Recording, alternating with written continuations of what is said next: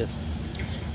આજે વડોદરા મહાનગરપાલિકા તરફથી જે ઇલેક્ટ્રિક મોબિલિટી ઉપર અમે જવાની જે તૈયારી છે તો ભારત સરકારના પીએમ ઈ બસ સ્કીમ છે.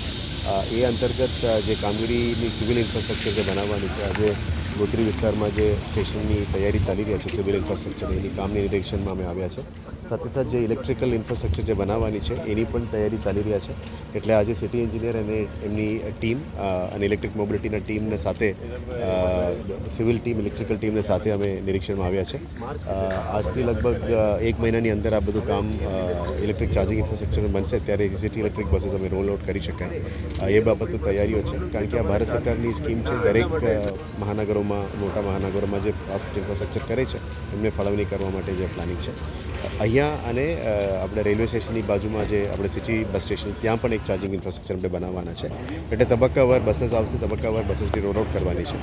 અને સાથે સાથે આ જે ફિલ્ડ વિઝિટમાં ડ્રેનેજની જે કામગીરી છે એ અમે મે લાસ્ટ સુધી પૂરું કરવાનું જે તાકીદ આપી હતી, એ બધાને પણ વહેલા તકે પૂરું કરીને પબ્લિકનું જે નડતરરૂપ ના થાય અને રોડ્સમાં મૂવમેન્ટ ફ્રી થાય, પબ્લિકની ડિસ્ટર્બન્સીસ ઓછું થાય, એ દિશામાં કામગીરી વહેલા તકે પૂરું કરવા માટે આજે ફિલ્ડ વિઝિટ રાખ્યું છે.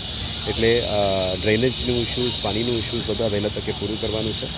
સાથે સાથે જે સ્વચ્છતા સર્વેક્ષણ પણ આવી રહ્યા છે, એટલે આપણે લેન્ડફિલ સાઇટ્સ અને રેફ્યુઝ ટ્રાન્સફર સ્ટેશનનું પણ વિઝિટમાં આજે